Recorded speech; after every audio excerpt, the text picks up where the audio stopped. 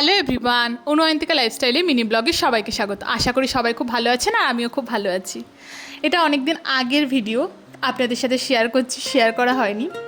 আমি সেজে গুজে রেডি হয়ে চলে গেছিলাম অষ্টমীর অঞ্জলি দিতে। আর এটা বাসন্তী পূজা ছিল, যেটা চৈত্র মাসে হয়। অনেক দিন পরেই পোস্ট করছি, কারণ করা হয়নি। তো এখানে আমরা বসে পড়েছি আর এখানে অঞ্জলি হচ্ছে, ঢাক বাজছে, মায়ের আরতি হচ্ছে।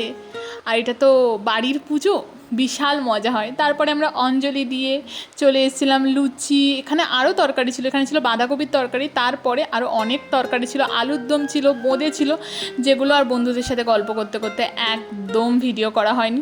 তারপরে শেষে খেয়ে দিয়ে আবার মণ্ডপে চলে এসেছিলাম আর প্রচুর আড্ডা, প্রচুর গল্প করেছি, যার মানে কোনো শেষ নেই। এত আড্ডা, কিছু কিছু রেকর্ড করেছি, কিছু রেকর্ড করা হয়নি।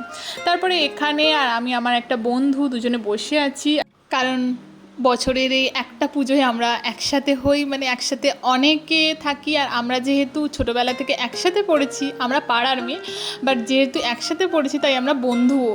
তো এখানে ধুনোর ধোঁয়া হচ্ছিল আর এখানে বিশাল মজা হয়েছে। তারপরে আরও অনেক কিছু করেছি, অনেক আড্ডা মেরেছি, সেই ভিডিওটা পরের পার্টে আসবে। আর এখানে 108টা প্রদীপ জ্বালানো হয়েছিল, আর তার মধ্যে আমিও 2টো প্রদীপ জ্বালিয়েছি। এখানে সবাই একটা একটা করে প্রদীপ জ্বালাতে আসছিলো। ভিডিওটা এই পর্যন্ত। ভালো লাগলে সবাই লাইক করবেন, আমার চ্যানেলটাকে সাপোর্ট করবেন, একটা সাবস্ক্রাইব করে দেবেন। আর সবাই ভালো থাকবেন, মায়ের আশীর্বাদ নিন, মা সবার মঙ্গল করুক।